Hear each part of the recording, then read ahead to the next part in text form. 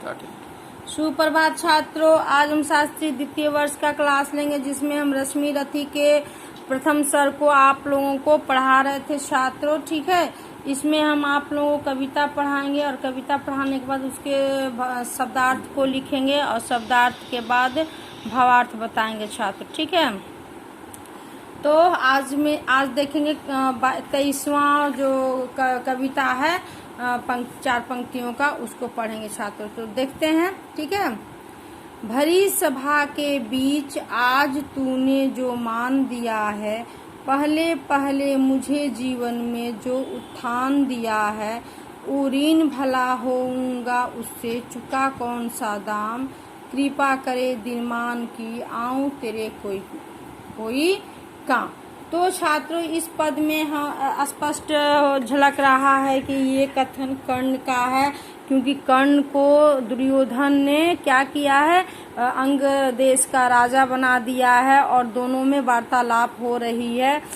इधर कर्ण ये दुर्योधन जो है, कर्ण को इतने उपकार करने के बाद भी वो उपकार का कोई ये नहीं लेना चाहते हैं। तो कहते हैं कि कर्ण और गल गया हाय मुझ पर भी इतना स्नेह, वीर बंधु हम हुए आज से एक प्राण दो दे। तो कर्ण भी वादा करते हैं दुर्योधन से कि यदि कल को कुछ भी हो जाए तो पहले मेरा जान जाएगा, उसके बाद आपका। यानी कि कर्ण जो है दुर्योधन के ढाल के रूप में खड़े होते हैं और वो कर्ण कहते हैं दुर्योधन से कि आज से हम भले ही 2 देह हैं लेकिन प्राण हम दोनों का एक ही होगा। यानी कि अगर आपको कुछ कष्ट होता है तो वो उससे पहले मैं उस कष्ट को सहूंगा।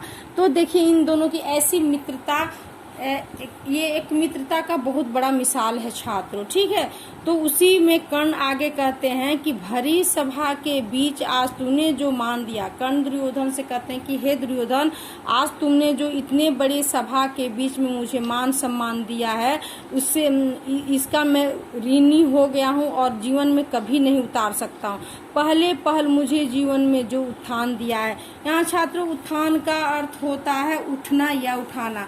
तो कर्ण क्या कहते हैं कि हे दुर्योधन, तुमने जो मुझे इस पूरे जीवन में, इतने दिन के जीवन में जो पहल मुझे उठाया है, इतना बड़ा मान सम्मान दिया है, इसका जो ऋण मैं हूँ, इससे मैं कभी मुक्त नहीं हो पाऊंगा।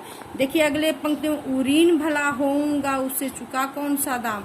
ऊरीन मतलब ऋण से मुक्त। कहते हैं कि तुमने जो मेरे लिए इतना कुछ कर दिया है, मैं कभी भी इस ऋण से मुक्त नहीं होऊंगा।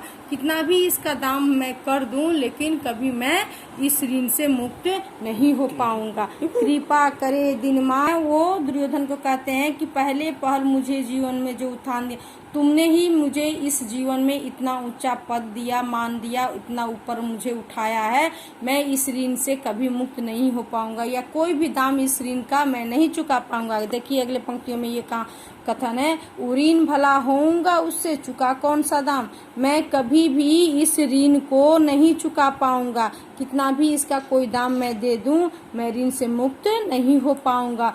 कृपा करे दिनमान की आऊं तेरे कोई काम।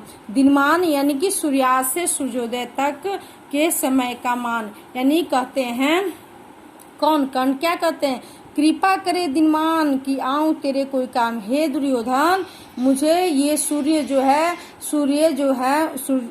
वो सूर्योदय से सूर्यास्त तक के जो दिन भर का जो समय है, ये दिनमान करे, ये ईश्वर करे कि मैं तेरे कोई काम आ सकूं, है ना छात्रों। तो देखिए इसमें कर्ण को जो मान सम्मान दुर्योधन ने दिया है, उसको उन्होंने किस प्रकार कहते हैं कि मैं जीवन भर कभी नहीं चुका पाऊंगा। ठीक है, आगे की पंक्ति में देखेंगे, घेर खड़े हो गए कर्ण को मुदित मुग्ध पुरवासी, होते ही हैं लोग सुरता पूजन के अभिलाषी, चाहे जो भी कहे द्वेष ईर्ष्या मिथ्याभिमान, जनता निज आराध्य वीर को पर लेती पहचान, है ना। तो इसमें कवि दिनकर जी कहते हैं कि यहाँ दिनकर जी का कथन है कि दिनकर जी कहते हैं कि कर्ण के इस बात को सुनकर सारे जो पूर्ववासी, जो नगरवासी हैं, वो कर्ण के बातों को सुनकर क्या हो गए, मुदित मतलब मोहित होना, प्रसन्न होना,